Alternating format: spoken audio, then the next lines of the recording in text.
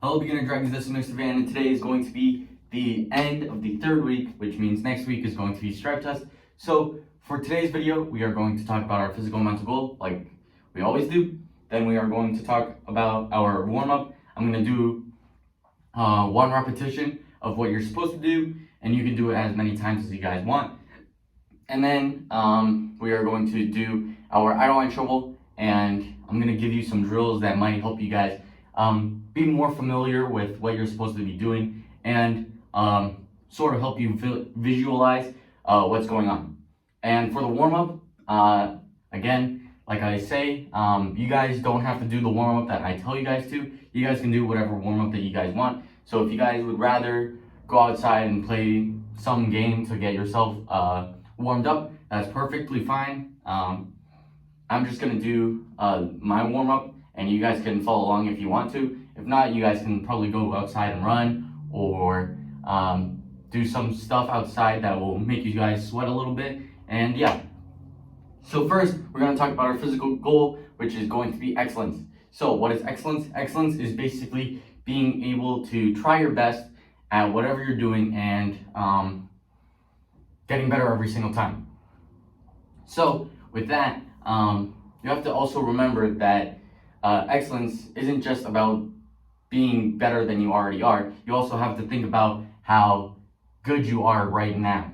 So obviously, some people might have really bad self-esteem and think that they're really bad. But if you guys don't know, a lot of people in karate, at least, quit after 6 weeks of doing it. And as you guys can tell, if you guys have been doing this for longer than 6 weeks, you guys are better. You guys are still here. You guys are improving as time goes on. So you have to realize that you're probably better than what most people would expect from you guys right now. So you have to think about that, but you also can't forget about the future. So you want to be better tomorrow than you are today, and then so on and so forth. So that in, let's say, 2, 3, 4 years, you guys can get your black belt. However long it takes, you guys are gonna get your black belt eventually, but you have to practice and get better over time. You can't just stay in the present and think, oh, I'm good right now, I can just stay at this level. No, you have to get better every single time, and that's where excellence comes in. That's why you want your black belt. To get better every single time, you have to take one step at a time. So instead of thinking that you're bad today, you can think of it as, I'm better than I was yesterday, but I also can be better today. Sorry, I messed up my wording. Okay, you have to think about it as if yesterday I was worse than I am today, but I can be better tomorrow if I do better today. Sorry, that's pretty confusing, but that's basically what I was getting at. Anyways, now we're going to talk about integrity. So, integrity is basically a moral code, or if you guys don't know what a moral code is, it's a rule book, basically, of what you guys follow throughout life. And that can either make you a really good person, really bad person, in between person, and just anywhere in between that. So you can either be really good, you can be really bad, or you can be somewhat good, but also you have bad tendencies, stuff like that. So a few rules that you might have learned throughout your life is stuff like being responsible, treating others like you want to be treated, stuff like that. So those are obviously good tendencies. Those are usually good rules to follow. But there's also bad parts. So there could be things like that you guys might think are okay, but others think are bad. Like if you break something, lie about it, hide it, stuff like that. If you guys are doing that, that's something that's on the bad tendency side. That's kind of a bad moral code that you follow. And over time, you're probably going to learn that there are some things that are definitely bad and there are some things that are good, and you want to move towards the good side. So that is basically what I'm trying to get at. So integrity isn't just a set of rules that you follow all throughout life. You obviously develop these rules as you go on. Like when you were a baby, you guys didn't know what your responsibilities were and what you had to do. And now you're probably not even thinking about what you're doing in high school or when you're in college or whatever you do after high school. You're probably not thinking about that right now. But over time, you want to be able to get these moral codes. You want to be able to have these rules for yourself so that you guys can build yourself up to become a good person, to become someone that you want to be. So obviously there are people that are bad and you want to stay away from that. So you want to get that moral code. You want to have good integrity so that you aren't a bad person and you become what some of you guys would probably consider a superhero, like a fireman or a police officer or a nurse or a doctor or something, stuff like that. So with that being said, that's integrity. We talked about excellence. Now we're going to do our warm-up. So for our warm-up today, we are going to do something pretty simple. I'm just going to do one repetition, which means I'm going to do it only one time for the time lapse, but you guys can do it as many times as you want. If you guys feel like you can do 3 times and then you feel tired, that's okay. If you feel like you can do it 5 times and then feel okay and keep going, then keep on going. Just do it until you're tired or until you're really sweaty or you're breathing pretty heavily. So that is going to be your goal for this warm-up. But we're going to do 2 exercises and we're going to do them in sets of 10. So first we're going to do burpees. If you guys don't know what burpees are, they're basically jumping into a push-up position. So you jump, reaching high up into the air, landing down, and then we are going to go into push-up position like this, and then do 1 push-up, bring it all the way up, and then jump again. And that would be 1. So you are going to do that 10 times. After that, we're going to do 10 jumping jacks. So this is a jumping jack. If you guys don't know how to do a jumping jack, because I've seen a couple people do jumping jacks wrong, I'm going to quickly go over it, which is basically you put your feet together like this, starting off with your hands to your side. Then you jump, spreading your legs like this, making sure they're about shoulder width apart. And then you put your your hands up, smacking them in the air. And then you do another jump, bringing it all together at once. But instead of doing it in this step, like this, you don't want it to go slow. You basically want it to go fast. So this is all one motion, and then another motion is bringing it all together. So what it looks like fast is something like this. And as you can see in this demonstration, I'm not just taking a break in between this and this, or when I finish one jumping jack, I'm not taking a break. I'm basically just, once I finish one, I start the other one right away.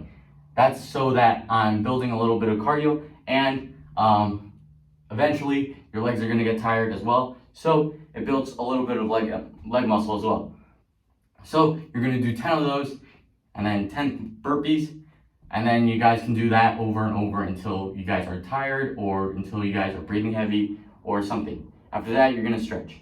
So I'm gonna do that time lapse right now for you guys so that you guys can see that I'm actually doing it, and then I will see you guys for your I don't mind trouble. So we're back. Now we're just going to review our I don't mind trouble really quickly. It's gonna be really simple. It's not gonna be something too difficult for you guys to understand, but yeah, let's get into it. So we put our hands up, say I don't mind trouble. We get into our left guard stance, which means our foot, our front toes, our back heel is in line with our target. So in line, we do a low block. So touchdown, going past our knee, twist and punch, meaning it's a vertical punch, into a forward bow. And then we are going to do a front kick, turning our foot and kicking and bringing it all the way back. So that's a pretty simple I don't mind trouble. That's just the basic movements, but I want you guys to bring in a little detail. Last week I didn't give you any details, but this week I want you guys to be more in depth with this so that you guys understand what you guys are actually doing. So if you guys have a parent or an uncle or a relative or your siblings. If you have anyone that is free right now, you can ask them, hey, can you help me with my karate? Stuff like that. And then you guys can just basically practice blocking. So that first move is a block.